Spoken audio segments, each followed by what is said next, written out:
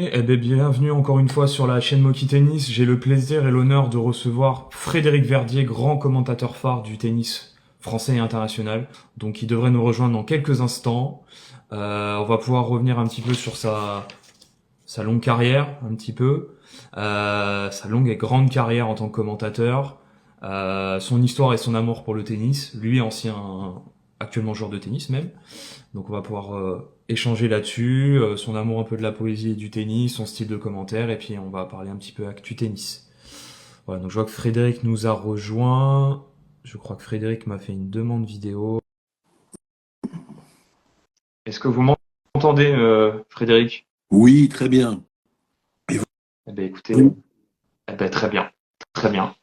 Écoutez, je suis ravi de vous avoir sur ma petite page tennis, je vous avouerai. C'est bien normal. C'est normal. Bah, c'est gentil de donner un peu sa chance à on va dire, des journalistes amateurs comme moi ou passionnés tennis, donc c'est plutôt très sympa. Oui, oui, oui, je trouve que c'est une chose à faire. Voilà. J'aurais aimé qu'on le Merci beaucoup. fasse pour moi, alors je le fais. Très bien, très bien. Vous avez combien de temps, Frédéric, à Eh peu ben, près, que je puisse timer on, un peu nos on va échanges? voir. Essayons jusqu'à -10, -10, -5.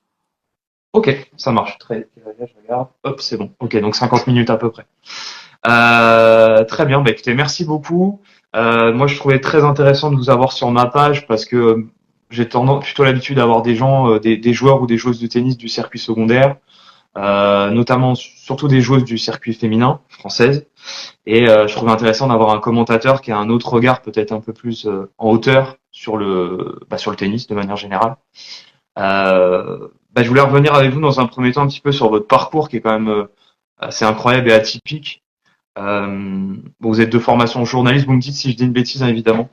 Vous êtes de formation journalisme et un grand passionné de littérature, de ce que j'ai vu. Oui. Voilà, on passe de Cyrano à Maupassant jusqu'à La Bruyère et La Fontaine. Donc c'est vrai que j'ai vu pas mal d'interviews de votre part où vous indiquez cette passion-là. Et avant de vous mettre de découvrir le tennis en tant que professionnel, vous avez travaillé au Figaro, à M6, à LCI. Donc j'ai vu que vous aviez eu le déclic un petit peu autour du sport avec les JO de 96 à Atlanta. Oui. C'est exact. Et une rencontre fortuite avec Monsieur Poulain, Bruno Poulain, pour aller travailler auprès d'Eurosport. C'était pas fortuit. Non, c'était pas fortuit. En fait, c'était une sorte d'entretien d'embauche, D'accord. mais qui disait pas son nom. Mais moi, je m'étais présenté comme je m'étais présenté à France Télé, à TF1 et en fait à toutes les rédactions. J'avais pas mal de culot, donc j'avais réussi à obtenir des rendez-vous. Je sais même pas comment, parce qu'en fait, ces gens-là, par exemple à TF1 et France 2, ils ont été gentils, mais ils m'ont dit, en gros, t'es trop jeune et on a déjà nos équipes de constituer. Et à Eurosport, j'ai eu de la chance parce que il leur manquait un petit gars assez jeune pour faire les journaux du matin. Et Bruno Poulain, en l'occurrence, s'est dit, tiens, ce mec-là, il tombe de son arbre, mais on sait jamais. Et il m'a posé une espèce effectivement, de suite de questions qui était en fait une sorte d'entretien d'embauche, des questions assez saugrenues, où j'ai eu la chance de répondre des trucs.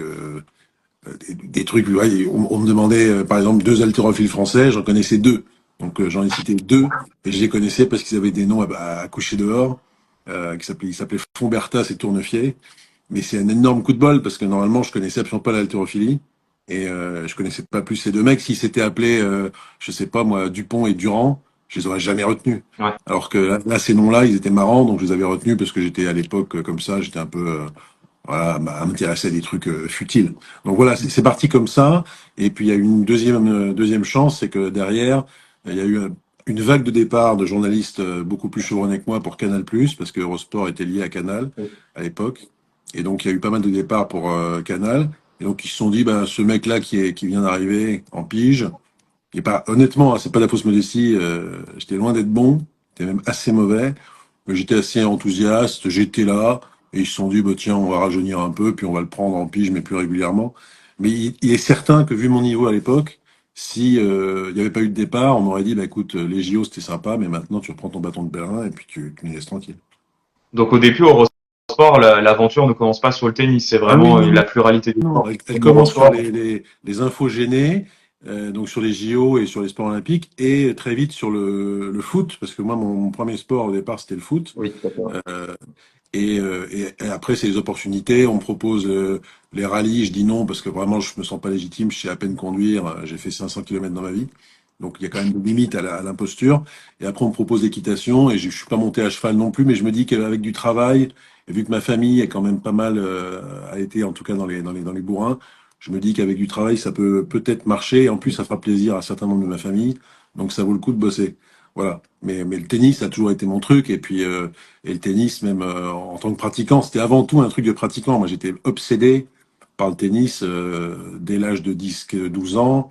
Et je pensais qu'à une chose, c'était à avoir un bon matos, à physiquement être infatigable, à changer mes techniques, à lifter mon service me fabriquer une bonne deuxième. Enfin, plein de conneries comme ça qui m'ont jamais vraiment quitté. Et en fait, c'est le tennis est venu à Eurosport quand il y a eu encore un départ et que ce gars qui partait, qui s'appelait Frédéric Viard, m'a dit mais t'es con, pourquoi tu demandes pas à Hervé Dutu, qui est le grand boss, Ouais. demande-lui, dis-lui que t'es intéressé, que tu t'y connais un peu, et puis tu verras bien. Mais tu n'as pas à te cacher comme ça, à aimer ça en secret. Et donc je l'ai fait, il m'a testé, et puis ensuite c'est parti. Ouais. Et 30 ans après, vous êtes toujours là. Donc Voilà. c'est quand même assez incroyable. Vous avez été 15-3, c'est ça, j'ai cru lire, Bon, à franchement, peu je sais près. même plus parce que ça a duré tellement peu longtemps que c'est à peine avouable. Et Ouais. puis, en fait, j'aimais pas, mais oui, on va dire troisième série pour simplifier, mais très peu longtemps parce que en fait, j'avais pas la patience. Et puis, j'étais très susceptible à l'époque sur le terrain. Je ne supportais pas la triche ou l'injustice. Et Ah ouais, bah là. malheureusement, j'ai été confronté à deux, trois trucs en tournoi. C'était pas méchant. Aujourd'hui, j'en ai rien à foutre, mais des mecs qui, sur le premier point, alors que je faisais un œil sur la médiane, me disaient, elle sort juste de ça. Et ça m'avait complètement effondré. Donc, je me souviens, j'étais allé voir le superviseur en disant, écoute, on laisse tomber parce que moi, j'en ai marre de ces conneries. Et, euh, et donc, comme ça, j'ai pané deux, trois matchs, et deux, trois matchs se sont mal passés. Et moi, comme j'étais vraiment très jeune, d'avoir 17 ans, je me suis dit, la compète, c'est pas fait pour moi. De toute façon, je serai jamais, j'ai pas le niveau pour être un jour pro. Et donc, je me suis dit, bah, autant jouer avec des amis et puis jouer avec même des gens de rencontre, mais sortir de ce truc de tournoi, de classement, de perf, de contre, et de jouer à Nanterre le samedi à 9 heures. Et puis, si tu gagnes ton premier tour, tu rejoues à 14 heures. Qu'est-ce que je fais entre les deux? Et des tas de trucs comme ça qui, en fait, m'apportaient rien de vraiment satisfaisant. Un beau point d'orgue à Nanterre, ce que je vis actuellement à Et Nanterre. voilà, C'est, voilà. Donc, euh, c'est le hasard, hein, c'est Nanterre même pas préfecture prévu. ou Nanterre université? Je suis Nanterville même. Ah, moi j'ai joué beaucoup. Je sais pas s'ils sont toujours là, mais il y avait des terrains à Nanterre Université, Ouais. juste tout près du RER, Ah, je et pense. j'allais jouer très souvent là-bas.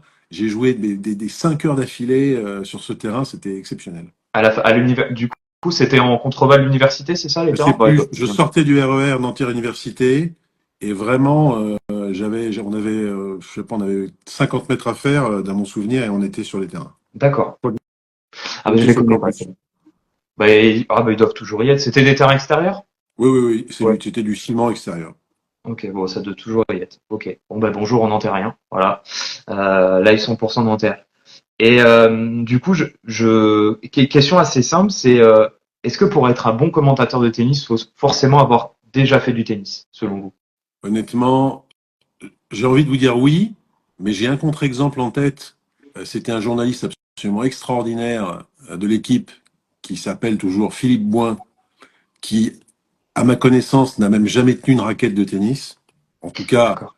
vraiment de manière totalement. Je pense pas qu'il ait transpiré vraiment sur un court, qu'il soit allé chercher des balles, qu'il sache servir par au-dessus, vous voyez. Enfin, la base de la base, je pense qu'il l'avait même pas.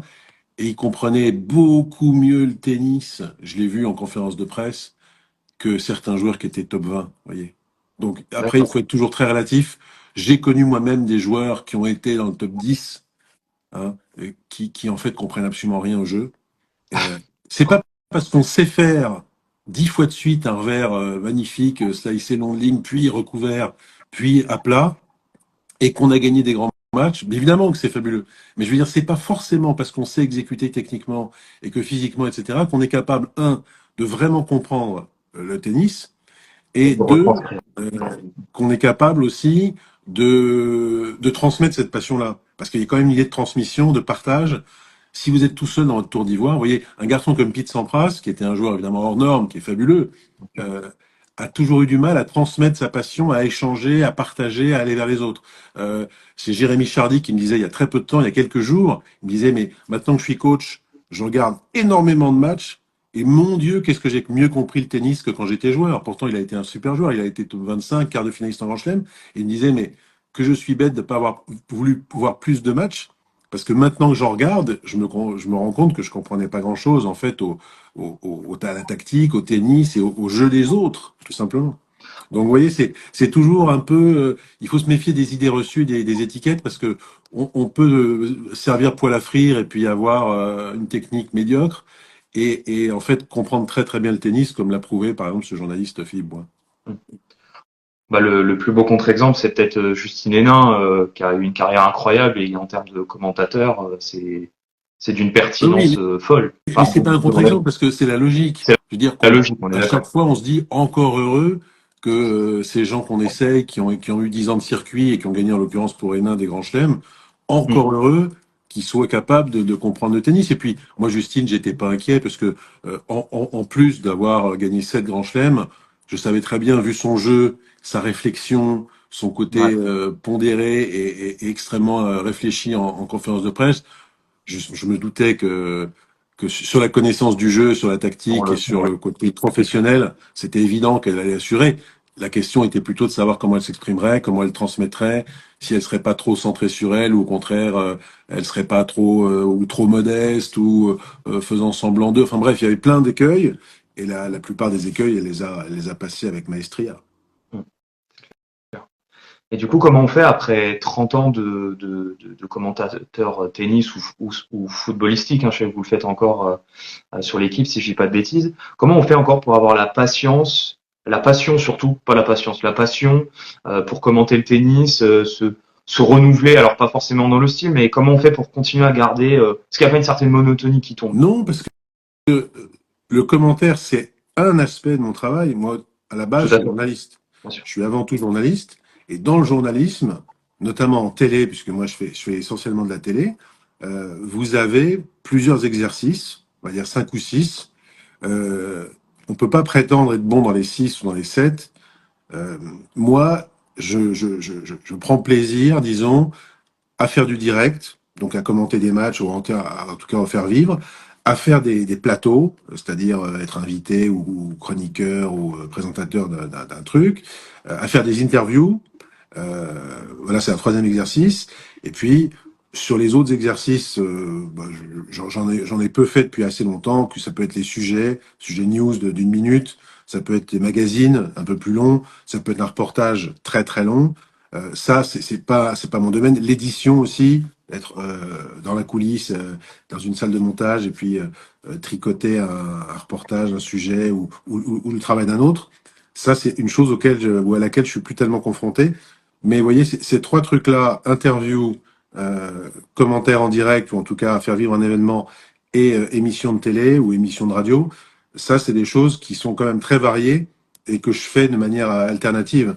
Donc en fait, c'est ce que j'aime beaucoup dans ce métier, c'est ça, c'est avoir quand même une forme de diversité et de pouvoir rencontrer des gens très différents et de pouvoir en fait s'enrichir de nouvelles têtes. Si j'étais seul à commenter des matchs depuis 25 ans, bah, je pense que j'aurais laissé tomber depuis longtemps parce qu'en fait, on soliloque d'une manière horrible. Vous voyez, quand on est seul, moi, je peux pas commenter, je le fais, mais commenter un match de tennis en solo, je trouve que c'est la négation même de ce métier parce que Bon, d'accord. c'est vraiment se renvoyer la balle, le commentaire de tennis.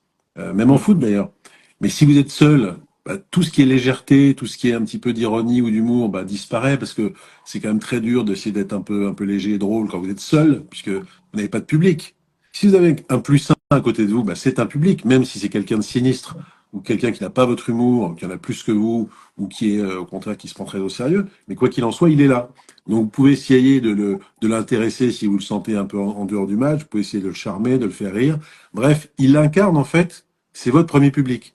Et après, il y a tous les gens que vous ne voyez pas, mais qui sont quand même là, et pour qui vous travaillez, en fait. Parce que moi, je travaille autant pour les gens qui m'écoutent que pour ceux qui me payent, qui parfois n'écoutent pas ce qu'on fait. Le premier, disons, le, le premier juge, en fait, c'est le public. Donc, si vous êtes ennuyeux, si vous n'êtes pas pertinent, En plus, aujourd'hui, il y a une interaction qui est beaucoup plus facile, puisque vous pouvez avoir sur les réseaux sociaux des tas de gens qui vont dire ah, vous savez, ce que vous avez dit là, moi je suis pas d'accord. Bon, bah, très bien. Euh, c'est le jeu. C'est-à-dire que moi, je pars du principe que si vous prononcez seulement 3 mots à la télévision, ou en radio, ou sur n'importe quel réseau social, vous êtes justiciable de l'opinion de qui que ce soit. Et du coup, comment on pourrait définir votre style de commentaire? Comment Euh, c'est difficile de définir. C'est en tout cas de ne pas avoir peur du silence, déjà, de ne pas ennuyer les gens si possible, euh, de ne pas trop énoncer d'évidence, parce que c'est quand même un métier, surtout le tennis, il y a beaucoup d'histoires de score, d'histoires de c'est quand même data, le ouais. même schéma qui se répercute, qui se répète assez souvent. Donc il faut essayer de se renouveler. Ça passe par le vocabulaire. Donc j'ai toujours essayé en tout cas d'avoir un vocabulaire relativement riche et éventuellement avec des références, qui peuvent être des références culturelles de toutes sortes, et aussi de pas hésiter. Si le match, plus en fait le match est génial, bah, on s'efface un peu derrière le match. Et si le match est relativement pénible, bah, c'est là qu'on est important, enfin important entre guillemets, mais en tout cas c'est là que il faut en tout cas se battre pour intéresser quand même les gens, quitte à sortir un peu du match et à évoquer des thèmes à côté, des thèmes parallèles qui sont toujours liés au tennis, mais ou à essayer d'être un petit peu léger pour vraiment donner une plus-value à ce match qui en lui-même peut-être ne résiste pas à l'épreuve de la concurrence d'autres activités, disons. Du coup, vous étiez en train de dire que voilà, il y avait toute une terminologie à mettre en place. Du coup, c'est cette force. Vous êtes un fan de littérature, ça vous permet de constamment pouvoir vous renouveler dans vos commentaires. Oui, c'était en fait, c'est d'essayer de ne pas rester dans toujours le même milieu, quoi. Ça peut être voir des films, lire des livres, aller au théâtre, aller au concert, euh, voilà, et au musée, faire des expos ou à visiter des monuments ou autres. Et c'est qu'une petite partie de ce qui concerne tout le reste. C'est-à-dire qu'en fait, c'est être à l'antenne, c'est être capable, enfin, c'est selon moi, hein, bien sûr, je prétends absolument pas créer une loi, mais moi, j'aime bien ça parce que j'essaye en tout cas d'arriver à intégrer ce que j'ai vécu, euh, ça peut être des expériences, on va dire, culturelles au sens très large, et j'essaie de les intégrer à certains directs, voilà. Et ça peut être juste très modestement sur un mot ou sur un vocabulaire. Ça peut une référence qui va concerner que moi, et s'il y en a 3 qui l'ont compris, ça m'étonne et je suis ravi parce que ça montre qu'ils ont peut-être vu la même chose que moi à un certain moment. Voilà. Donc c'est vraiment dans le détail là, hein. Je parle du tout petit détail. C'est mon but, c'est pas à chaque fois de faire le malin et d'apporter un petit truc pour voir si tout le monde a compris ou pas. C'est vraiment dans le tout petit détail, mais c'est ce détail-là qui fait que 25 ans après, je suis toujours relativement très heureux même et enthousiaste de prendre le micro pour faire n'importe quel événement, qu'il soit sur place ou qu'il soit en cabine. Et du coup, on parlait un peu de ces figures de style et ce style Verdier, je dirais. Est-ce que vous avez la même approche quand vous faites une interview en one-one en dehors de votre cabine, justement? Est-ce que, pareil, vous avez la même approche en termes ouais, de phrasé? Ou Eh pas ben, du pas tout? forcément, parce que déjà, l'interview, c'est pas la même chose, puisque il s'agit quand même de susciter des réactions, des propos, et donc d'être le moins, je vais dire, prendre le moins de place possible d'une certaine manière, quoi. C'est de susciter surtout des propos Mm. et alors ça peut se transformer en dialogue. Par exemple, j'ai fait 5 ou 6 interviews la semaine dernière, et il y a eu certaines fois, il y avait vraiment un dialogue qui se créait parce que je connaissais tellement bien le joueur que je lui renvoyais la balle assez naturellement et que peut-être il y a eu un peu plus disons de côté personnel dans ce que j'ai donné sur une interview comme celle-là. Mais dans l'ensemble, l'interview, voilà, il y a quand même une trame qu'on écrit avant, donc c'est quand même très préparé, c'est très très cadré. On a au moins un canevas et on sait où on va et on sait qu'il y a des trucs invariables qu'il faudra demander, donc faut pas les oublier. Alors qu'un direct, on peut se laisser porter. Moi, sur un grand match je peux par exemple écrire ou mettre quelques idées sur l'introduction ou sur des enjeux du match, mais un match normal, après avoir préparé de manière habituelle, mais je vais rien écrire et je vais pas préparer des choses, je vais pas écrire je vais pas lire des choses. C'est quand même avant tout de l'impro. Donc Ouais, c'est quand même c'est parfait différent pour par toi. rapport à l'interview.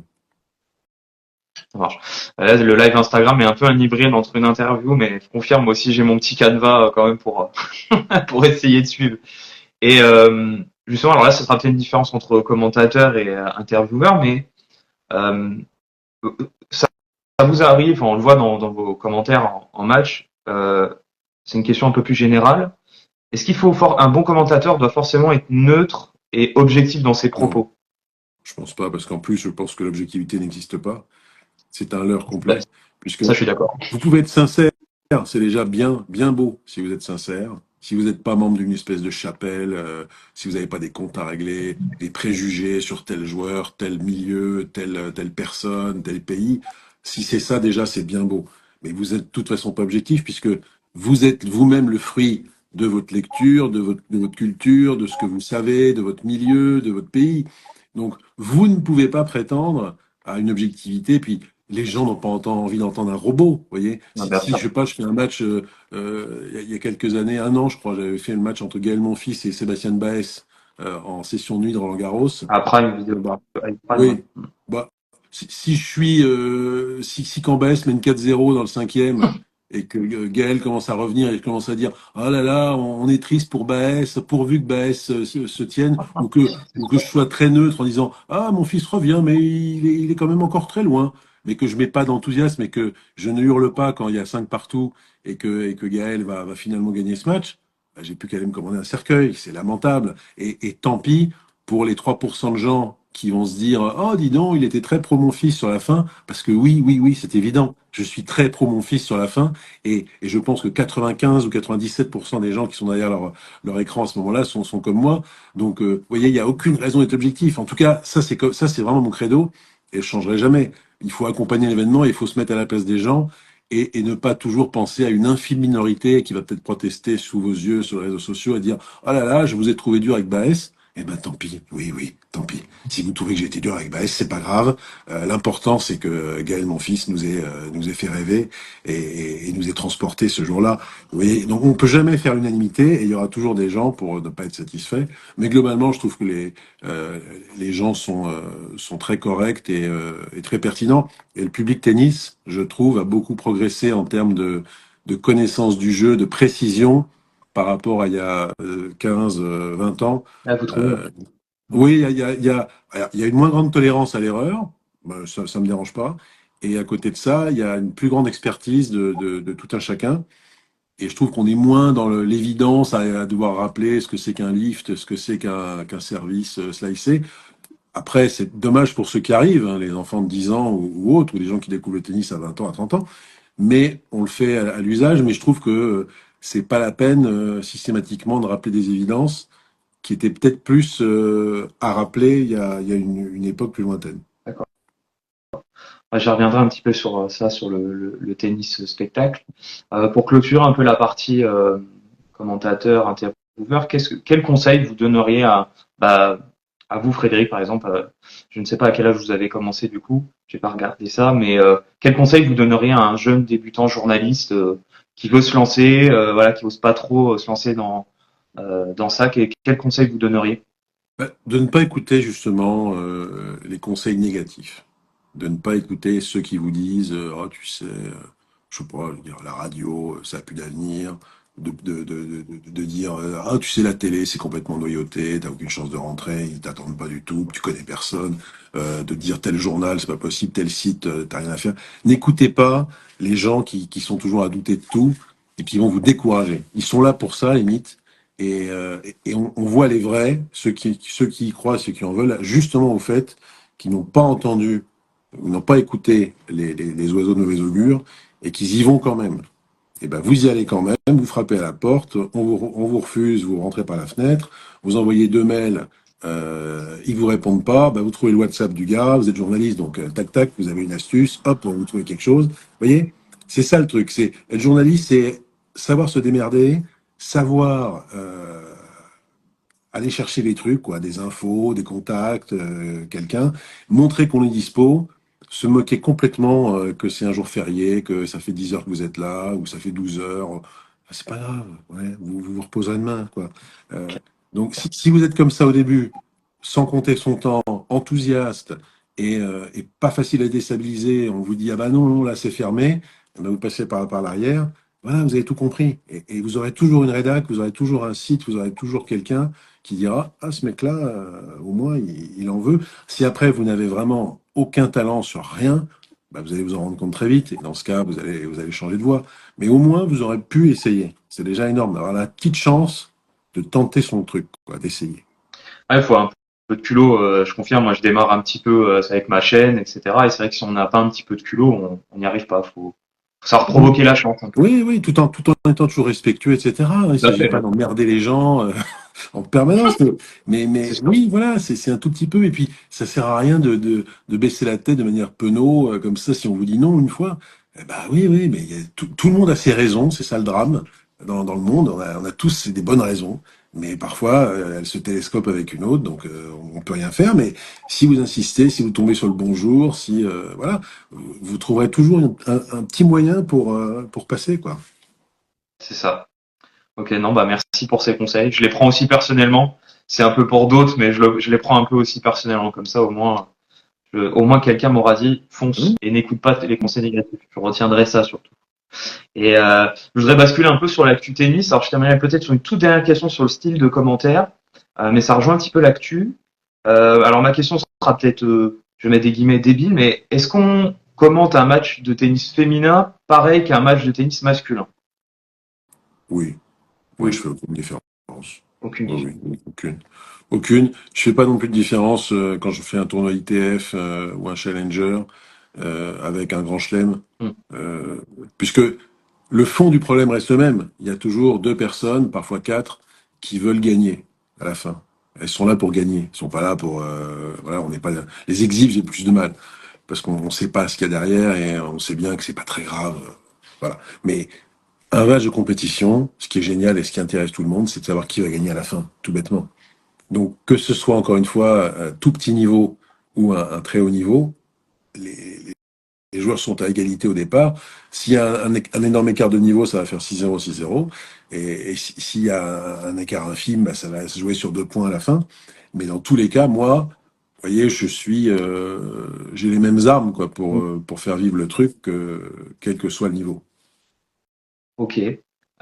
Euh, du coup, je crois que si j'ai entendu le mot exhibition, c'était une de mes questions, mais qu'est-ce que vous pensez justement de l'éclosion un peu de toutes ces exhibitions? Alors, je parle même pas de la valeur financière qui est juste faramineuse, mais qu'est-ce que vous pensez de voilà de l'Arabie Saoudite ou de l'Inde? Est-ce que pour vous ça va desservir ou ça va au contraire ouvrir le champ plus large à des spectateurs néophytes, on va dire, du tennis?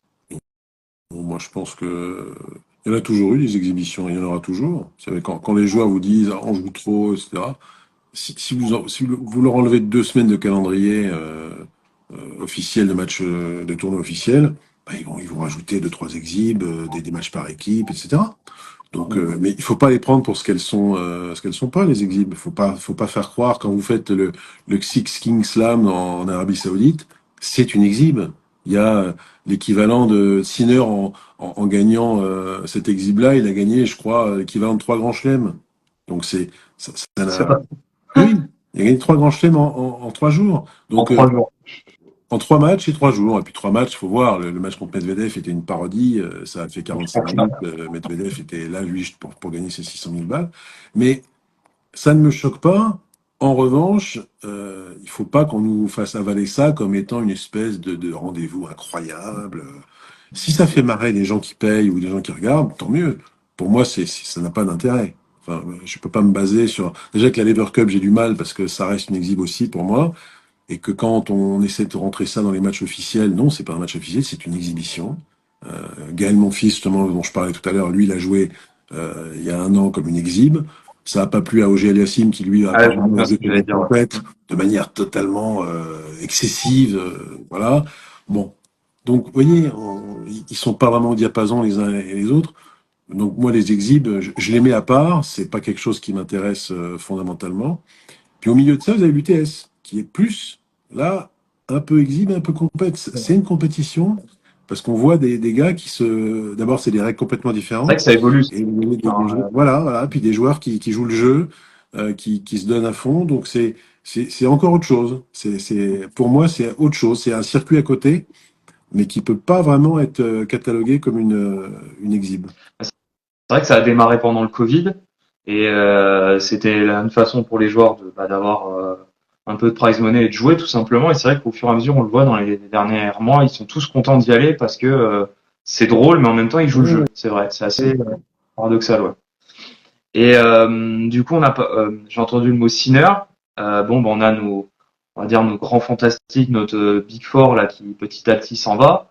Euh, Est-ce que pour vous, on va démarrer un nouvel âge d'or? C'est peut-être trop tôt pour le dire, mais est-ce qu'on va démarrer un nouvel âge d'or du tennis masculin avec Sinner et Alcaraz et d'autres évidemment? Oui, je pense à Holger Rune, qui, à mon avis, peut encore accrocher complètement le wagon. Il a 21 ans, il est encore très jeune, et il a repris Lars Christensen, qui est l'entraîneur de ses débuts, qu'il connaît mieux que personne. Et je pense il a pas mal de bons trucs en lui. Puis c'est un champion, on voit tout de suite, c'est un champion dans l'âme, c'est un champion dans l'attitude, dans le Il a physique l'ego aussi. pour. Ouais, et puis au-delà de l'ego, il est totalement dédié au tennis, quoi. Il est vraiment obsédé par ça, et c'est un truc qui donne tout. Il donne tout à son sport. Donc, quand vous êtes comme ça, euh, vous n'avez pas trop de soucis à vous faire. Roublev, même s'il a plus de limites, y compris techniques, Roublev aussi donne tout à son sport. C'est des gars, quand Tsitsipas se met à être un peu éparpillé, à moins donner à son sport, on voit qu'il a tout de suite des problèmes. Donc c'est un peu là-dessus. Hugo Humbert, Arthur Fils, tout ça, c'est des gars aussi qui donnent tout à leur sport, qui sont totalement habités. Donc quand il y a ça, je parle même pas de Sinner, qui est complètement aussi là, qui laisse rien au hasard. Alcaraz, c'est un peu le cas aussi quand même. Il fait un super travail, donc bien évidemment, mais lui en plus ça lui génie, ce qui ne gâte rien. Donc vous avez quand même pas mal d'arguments pour dire que on peut avoir une autre belle époque. J'ai j'ai du mal à penser à un autre âge d'or, puisque par définition un âge d'or, bah, il y en a Il y en qu'un, a qui- et je vois pas comment ça serait possible que après ce qu'on a connu avec les quatre, on nous serve la même. Ça sera différent. Ça sera différent. C'est difficile pour moi de prédire ce que ça va devenir. Ce que je vois, c'est déjà, on a un gars qui est en or et qui est hors norme, c'est Alcaraz, qui fait des trucs insensés sur le terrain. Pour moi, le tie-break du troisième de la finale de Pékin, c'est peut-être le plus grand moment de l'année parce que il est mené 3-0 par Sinner. Voilà. On sent qu'on va se machiner vers un truc où Sinner va peut-être gagner facile. Et il fait 7 points absolument d'anthologie. 7 d'affilée, comme ça, touché par la grâce, c'est un truc incroyable. Et Sinner est un peu différent, très différent même, et vous avez toute une galaxie autour qui gravite, dont on ne peut pas encore savoir ce qui va vraiment émerger. Donc, en tout cas, c'est très intéressant. Et du coup, pour faire le parallèle sur le circuit féminin, moi je trouve depuis ces dernières années qu'on a une vraie densité dans le top 10, ce qui n'était pas forcément le cas à l'époque de Wozniacki, etc. Il y a encore pas si longtemps que ça, où on avait même du mal à avoir une numéro mondiale qui gagnait un grand chelem. Qu'est-ce que vous pensez? Je trouve qu'il y a une vraie hiérarchie qui s'est mise en place depuis 5 ans. Qu'est-ce que vous en pensez là-dessus sur le circuit féminin? Oui, oui, je suis d'accord, avec quand même Sabalenka qui a bien pris le pouvoir cette année, qui est injouable sur dur, Swiatek qui est injouable sur terre. Voilà, ensuite vous avez Coco Gauff qui se balade entre les deux. Vous pouvez avoir du Navarro, du Pegula. Vous avez Rybakina qui est un peu énigmatique, mais si elle revient, si elle est vraiment concentrée sur le tennis, elle peut tout à fait aussi tirer son épingle du jeu. Le retour de Caro Garcia, on va voir ce qu'elle peut donner maintenant elle s'est vraiment lavé la tête. Ça aussi c'est intéressant, mais enfin vraiment qu'il y ait une hiérarchie aujourd'hui, je vous dis, à part Sabalenka sur une surface et l'attaque sur l'autre, c'est quand même difficile d'avoir des certitudes. Ouais, il y a le retour de Badosa qui a quand même été deuxième, qui arrive petit à petit, et il y a l'éclosion de la petite Mira Andreeva. D'ailleurs, Hum. j'ai rencontré sa sœur hier à Limoges. Ça, pareil, c'est des nouvelles générations. On voit beaucoup de renouvellement chez les femmes, plus que chez les hommes, je trouve. Ça arrive plus vite, en tout cas. Bah, c'est-à-dire que vous descendez aussi très vite. C'est-à-dire, qui se souvient que Sofia Kenin a gagné un grand chelem et a été en finale d'un autre? C'est vrai. Qui se souvient que Sloane Stephens est gagnant de grand chelem? Il y avait encore, jusqu'il y a peu, je crois qu'aujourd'hui encore, si on considère que Venus Williams n'a pas pris sa retraite, on est à 18 ou 19 joueuses gagnantes de grand chelem en activité. Et vous C'est comparez énorme. aux hommes, c'est n'importe quoi. Je veux dire, les hommes, il y a Sinner, Alcaraz, Djokovic. Bon, bah, Thiem, c'est fini. Del Potro, c'est fini. Ouais, Federer, Murray, fini. Il y a Wawrinka qui est encore en activité. Medvedev. Hein? Ouais, vous avez 4 5 Ouais. mecs. Allez, 5, ouais. terminé. Vous avez 4 5 mecs. Et Et on sur oublie les filles, vous facile. avez 18 19. Mm. Et c'est pas pour dire que l'un est mieux que l'autre. Hein. Mm. C'est juste pour voir que bah, il y a une hiérarchie qui est vraiment construite et qu'il a toujours été chez les hommes depuis l'éclosion de Roger Federer, parce que il a vraiment mis la main sur le circuit d'une manière, enfin en patron, parce qu'il était le plus fort. Ensuite Nadal, ensuite Djoko et les trois, et puis Murray. Mais il y a eu très peu de place pour tous les autres, alors qu'il y a une vacance du pouvoir chez les filles, malgré le règne Serena, qui est un règne incroyable, mais qui a pris fin quand même il y a pas mal d'années maintenant. Je trouve que personne n'a vraiment saisi la couronne. N'oublions pas Naomi Osaka, qui a C'est 4 vrai. grands chelems et qui revient bien, là, qui s'entraîne actuellement avec Patrick Mouratoglou en Californie, et qui, Oui, elle, je trouve, a une stature aussi de patronne, pour peu que l'envie soit absolument là, et le physique aussi. je suis d'accord. Et qu'est-ce que vous pensez un petit peu, alors j'avais l'occasion de l'avoir joué moi au 500 de Strasbourg. Qu'est-ce que vous pensez de j'ai vu qu'elle a eu, elle a eu la élue plus belle progression de la WTA, c'est Ouais, Navarro, Navarro, magnifique. que je trouve incroyable en termes de jeu. À titre personnel, qu'est-ce que vous en pensez du coup de Le plus Navarro? grand bien, le plus grand bien. Son match contre Gauff, le huitième à l'US Open, il est Ah oui. prodigieux. Moi, j'y croyais plus du tout pour elle. Je pense que à un moment donné, elle perd le fil, Gauff revient. Et j'étais très étonné qu'elle arrive à la coiffer dans le troisième set. Et elle a montré beaucoup de choses sur là, qualité de variation, intelligence de jeu, pas vraiment de faille des deux côtés. C'est très propre. Non, c'est vraiment du très. Je trouve qu'elle a un potentiel plus important que Pegula. C'est un peu le même genre de joueuse et un peu le même genre de parcours familial aussi. Plus Mais complet, même si plus Pegula fort. m'a bluffé en atteignant la finale à l'US, je pense que Navarro peut-être peut aller plus haut. J'ai l'impression que c'est plus complet. Ça a plus de coups, et même de physique. Elle me paraît physiquement assez monstrueuse. Enfin, je l'ai vu s'échauffer avec son sparring à Strasbourg et ça m'avait un peu assez Mmh. impressionné. Hein. Mmh. Euh, Ça avait été assez impressionnant. Du coup, j'ai entendu le mot Murray qui devient le coach de Djokovic. Alors peut-être que dans le petit cercle du tennis, ça se tramait, mais nous, en tant que néophytes, on était assez étonnés. Qu'est-ce que vous en pensez justement ouais, peut-être le dernier défi de Djokovic, à gagner encore quelques grands chelems, même si on se demande quand il va s'arrêter. Ben, vous savez, tous les joueurs vous le disent. Hein. Quand vous leur demandez, tous les joueurs qui sont un peu moins bons qu'avant ou qui ont un âge avancé, tous ils vous disent, mais moi, si mon corps est là, si je suis encore bien physiquement et si j'arrive à gagner des matchs, ben, je C'est ce qu'a dit continue. Stan il y a pas longtemps. Ouais. Oui, pourquoi s'arrêter alors que quand même, pour 90% des gars, ils sentent bien confusément au fond que bah, quand ils auront mis la raquette au clou, tout ce qui va se passer derrière, ça sera moins bien. Vous voyez, Ouais. c'est terrible. Ils veulent Vous pas. avez quoi, Ouais. 35, 40 balais, il vous reste quand même la moitié de votre vie à peu près en moyenne à vivre, hein, si tout va bien, peut-être plus. Et vous sentez que ce qui vient après, bah, c'est quand même moins excitant, quoi. C'est Même parfois, c'est flippant. Ça fait peur. Et vous avez envie de prolonger le plaisir, quoi, le plus possible. Et il n'y a rien de mieux, mais là, pas grand monde y arrive, que d'être capable d'arrêter alors que vous avez pas mal partout et que vous êtes encore capable de gagner quelques matchs. Vous voyez, pour l'instant, Gaël Monfils le fait très bien, il gagne des matchs.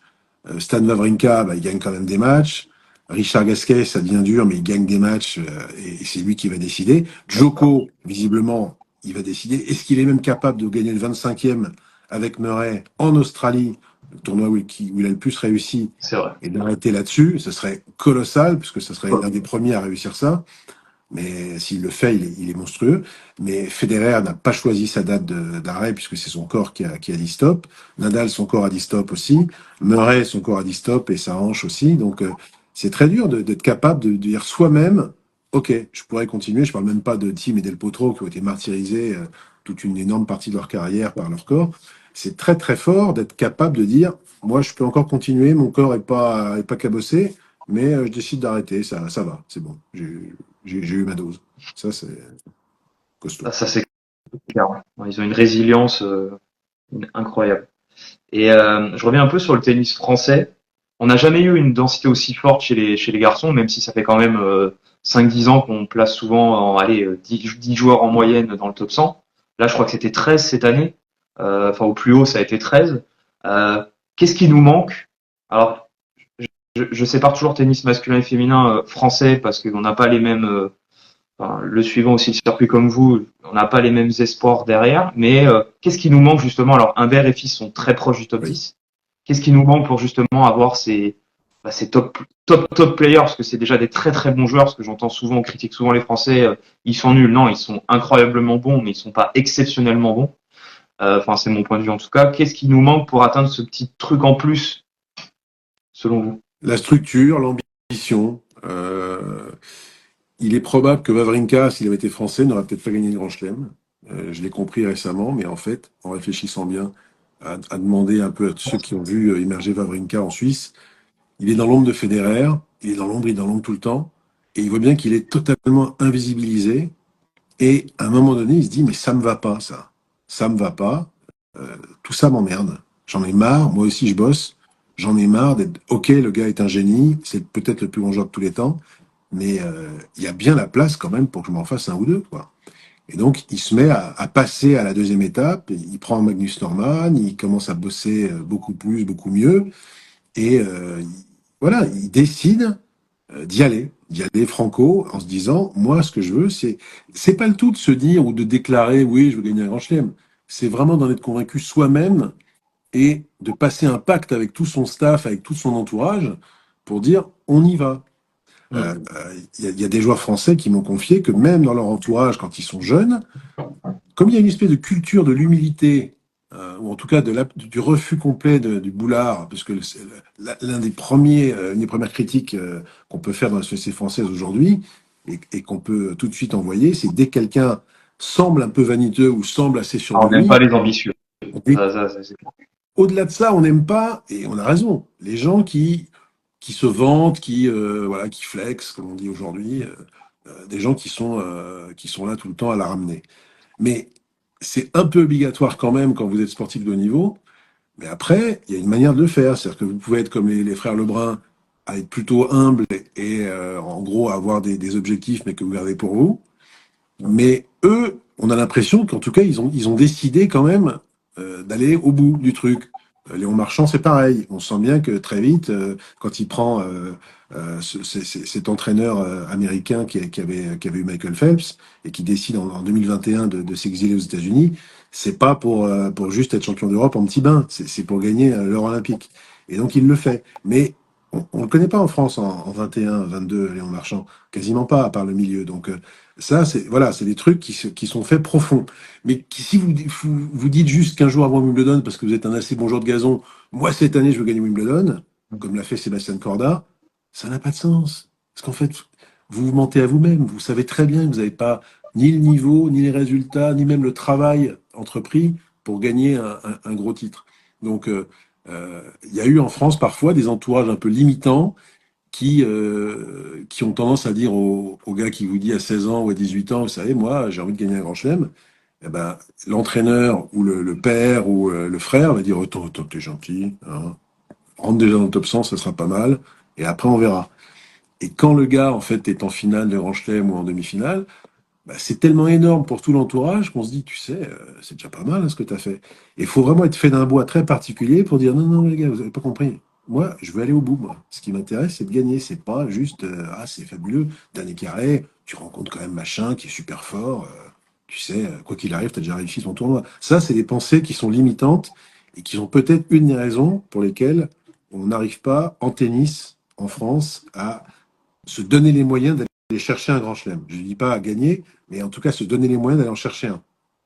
Et comment ça se fait que ça fait quand même des années qu'on en parle de ce sujet. Enfin, ça fait je sais pas combien d'années. Mais la Euh, fédération, elle n'est pas censée vous faire gagner un grand chelem. Vous voyez, la fédération, elle est censée former des bons entraîneurs, ce qui est le cas.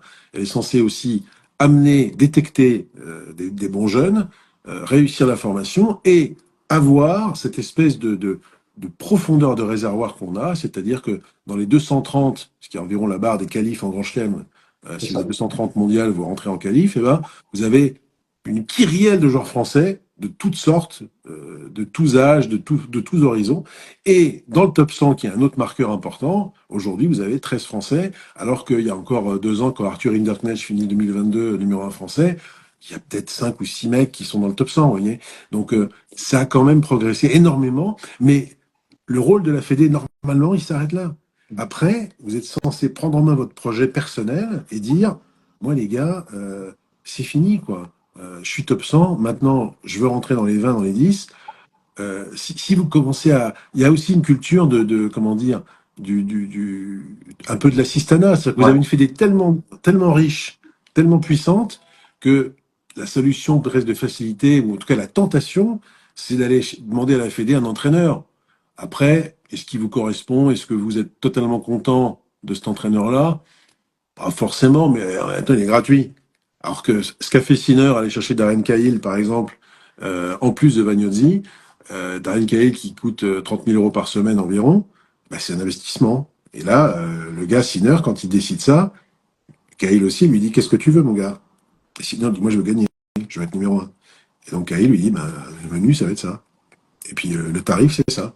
Et le gars dit, ok, on y va, on fonce. Vous voyez? Ça, c'est déjà, quand le gars prend cette décision, on ne sait pas s'il va gagner, mais en fait, il a gagné déjà.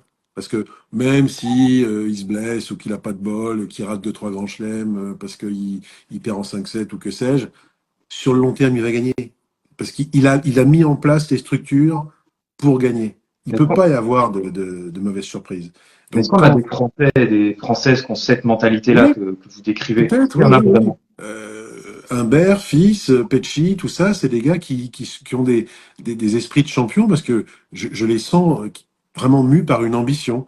Je sens qu'ils sont pas contents simplement d'être des 18e, 20e, 13e mondiaux. Je sens que pour eux, c'est pas une fin en soi.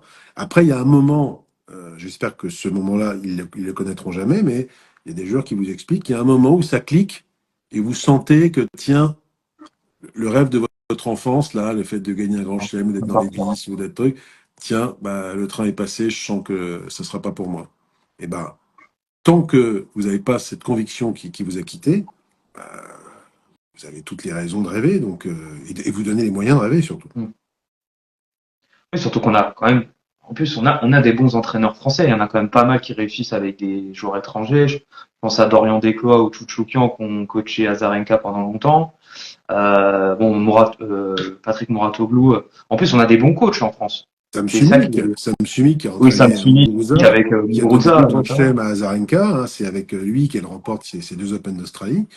Non, mais de toute façon, vous n'êtes pas obligé, et ça aussi, ça peut être un facteur limitant, vous n'êtes pas obligé d'avoir un entraîneur français si vous voulez avoir des résultats. Je veux dire, c'est aussi très intéressant de Il y a pas voir un beaucoup de joueurs joueur qui qui va ont chercher un étranger, qui dit tiens, lui il peut m'apporter peut-être un truc différent, il a une connaissance différente. Moi je suis très admiratif du joueur qui se met en danger. Parce que il y a ça, le côté il est bon, il va me faire gagner, mais il faut pas oublier que c'est aussi parfois une question d'affinité. C'est-à-dire que vous savez que l'entraîneur il va vous accompagner sur 12, 15, 20 semaines, parfois plus.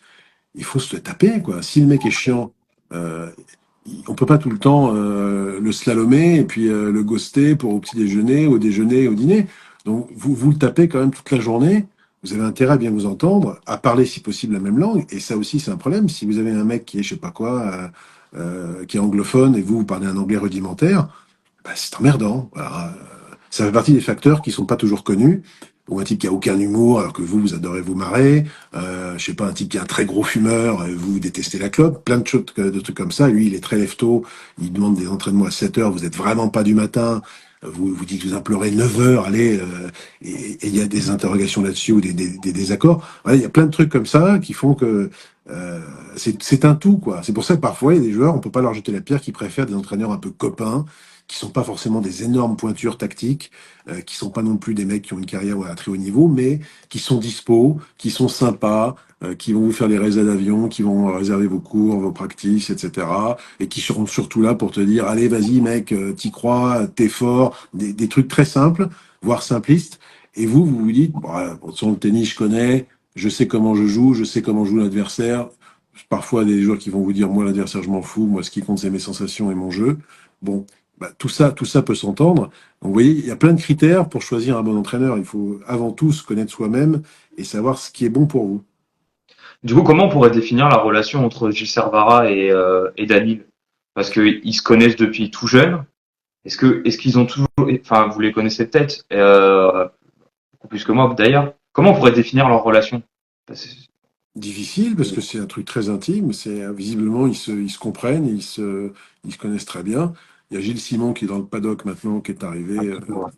Voilà, donc c'est une relation peut-être un peu plus à partager avec une tierce personne maintenant. Ce qui compte, c'est qu'on voit que ça marche. Et quand ça dure, c'est que ça marche forcément très bien. Voilà. Quand il y a un truc aussi long, quand on sait tous les soubresauts que peut connaître une relation de coach et de joueur, puisque je rappelle quand même que le joueur paye son coach. Donc Ah, c'est censé être votre responsable, votre patron, mais c'est vous qui le payez. Donc vous êtes en fait son patron. Vous mm. voyez? Donc c'est quand même très, c'est un peu foireux, quoi. Il y a un truc qui est vicié un peu au départ. Donc il faut être très sain et il faut être vraiment à la fois très respectueux et honnête intellectuellement pour accepter que le gars que vous payez, il va vous dire t'es nul, t'es con, t'as fait n'importe quoi, c'est plus possible. Voilà, faut y aller, quoi. C'est pas facile. C'est pas facile. Je terminerai peut-être sur une dernière question de l'actu, puis après j'aurai juste un petit truc amusant à la fin, mais qu'est-ce que vous pensez du retour de Kyrgios? Est-ce que vous y croyez?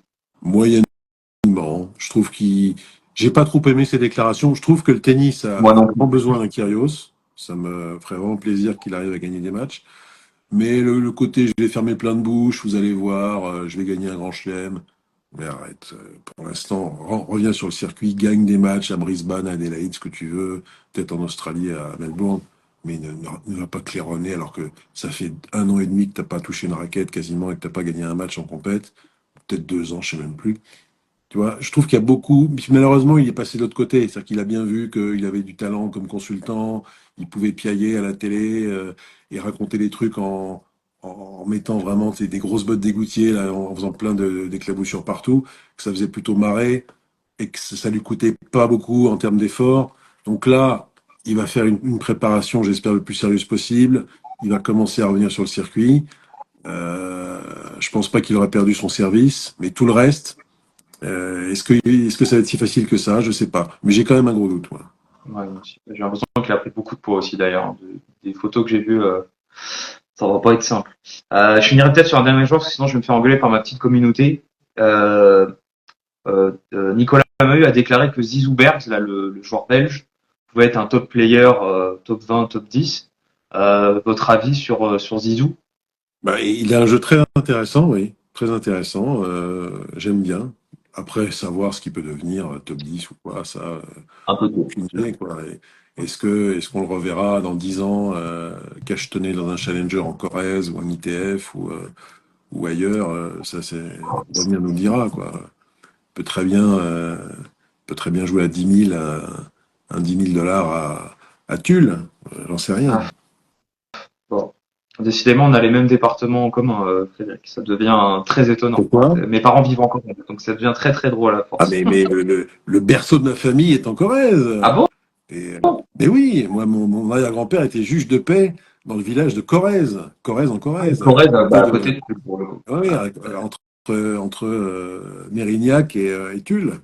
très bien. Bah, mes parents sont à Et Mémac, bien donc vous devez connaître. sûr, Mémac, formidable, Voilà. bien sûr. Il n'y Euh, avait pas une foire à voilà. Mémac même. Je crois je me souviens de mon père me disait, viens, on va faire la foire Oui, oui, il y Mémac. a une fois, ouais. Ouais, ouais. Ben Bon, bah, c'est très voilà. drôle.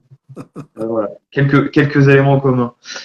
Non, je terminerai. J'avais trouvé ça assez intéressant. Il y avait un journaliste qui vous avait posé la question sur le point de vue littéraire, la comparaison avec un joueur.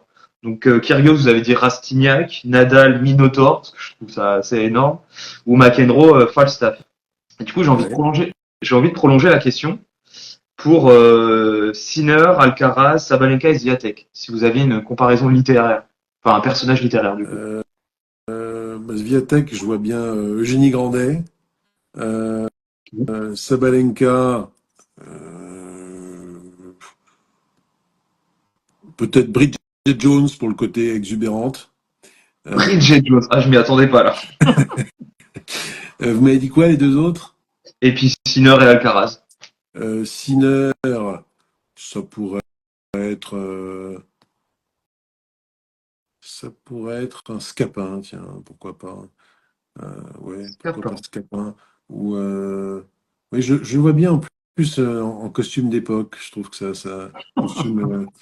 Euh, ou alors, Jacques le Fataliste, tiens, parce que de, Fataliste, carrément. de Diderot.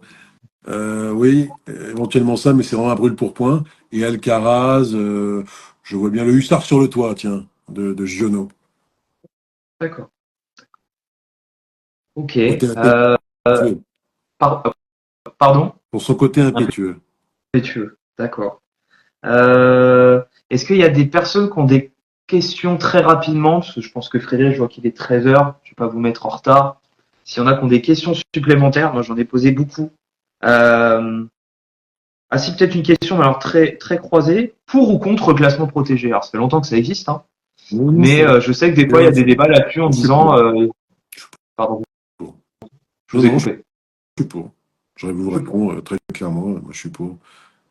Quand vous avez été cisaillé par une blessure et tout, c'est quand même bien de pouvoir revenir, pas à zéro, quoi. On l'a vu avec Marin Cilic, il était 700e, c'est pas un cadeau et il a gagné Hangzhou.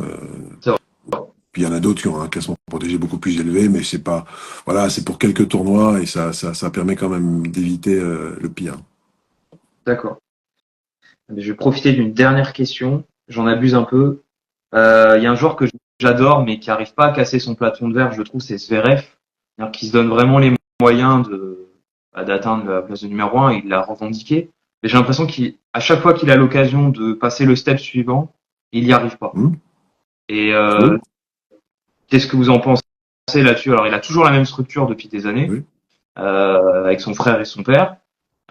Qu'est-ce qui manque à Zverev? Un mental? Plein C'est de dur un peu. choses. Non, mais le mental, ça peut être plein de choses. Donc le mental, il a forcément dans la tronche quelque chose de croyable s'il est arrivé là. On est Même un gars d'accord. qui est centième mondial a forcément un truc dans la tronche énorme pour avoir réussi à éviter les obstacles et arriver dans les 100 premiers. Bon, c'est formidable déjà. Donc moi, ce truc de mental, j'y touche pas parce que il y a plein de choses dedans.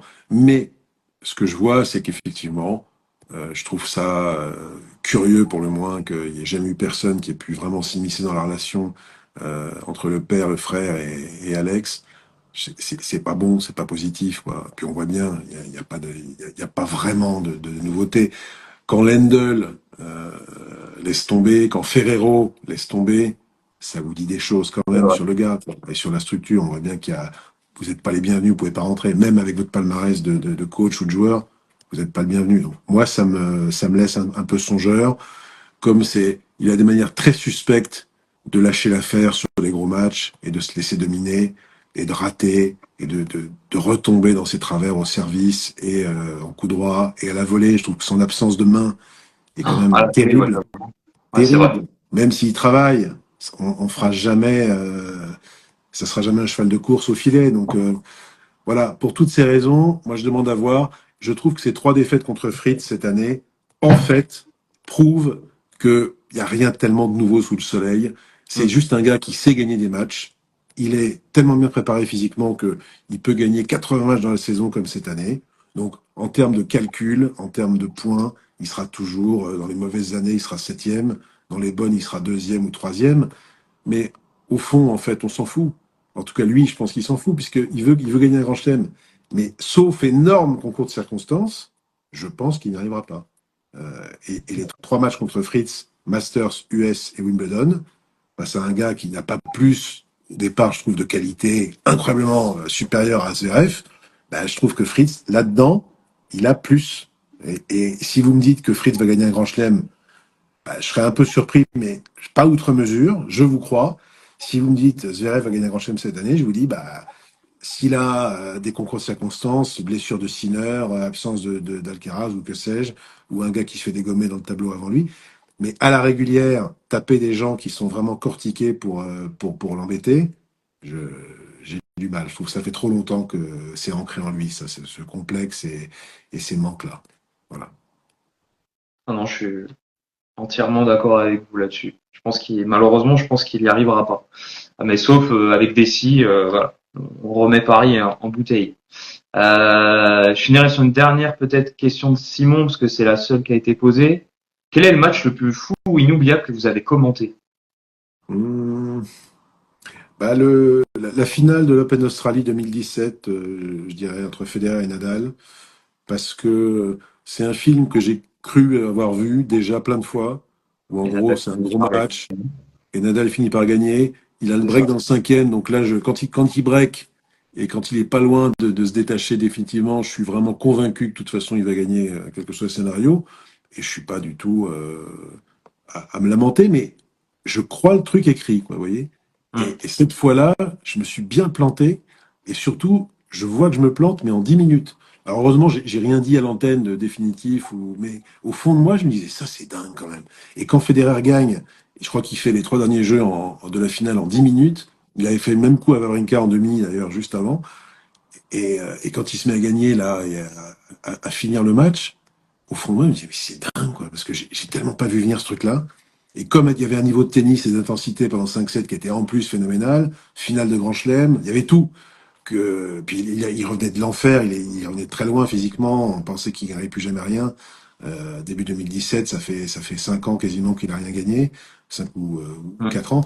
Mais voilà, donc pour toutes ces raisons, je suis resté comme deux ronds de flanc. C'est vrai. Bah, c'est vrai que ce tournoi-là était assez incroyable. Il y avait beaucoup ont oublié, mais la demi entre Nadal et Dimitrov, je crois, où c'est un Oui, quart ou demi. c'est ça, c'est l'un ou l'autre. Et c'est Peut-être pareil, même. le match il est Ouais, stratosphérique. Beaucoup ouais, l'oublient, mais ça fait 4 heures. Je crois que j'ai rarement vu jouer Dimitrov à ce niveau-là. ouais, Et ça joue pareil. Je crois qu'il a un break d'avance dans le dernier et il arrive pas à conclure. c'est ça. Bon. Bah écoutez, Frédéric, je vais peut-être vous laisser. En tout cas, merci beaucoup. Franchement, Compris. c'était très sympa, vraiment. J'apprécie. Donc, c'était une chance de vous avoir et de discuter avec un passionné tennis. Donc, voilà, c'est gentil de donner sa chance à des petits créateurs de contenu comme moi et passionnés C'est tennis. bien Donc, normal. et puis, je serais ravi de vous écouter encore sur Eurosport ou Prime ou l'équipe. Voilà.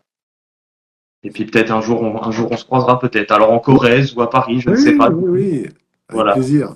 Ça Avec marche. plaisir. Voilà. Allez, En tout cas, t'emmener, ben, merci Cognac. beaucoup. Oui, je note. Ça va faire sourire mes parents. Merci beaucoup. Ben, en tout cas, bonne fin de journée et à très bientôt. Merci, à vous aussi. Au Merci, au revoir. revoir.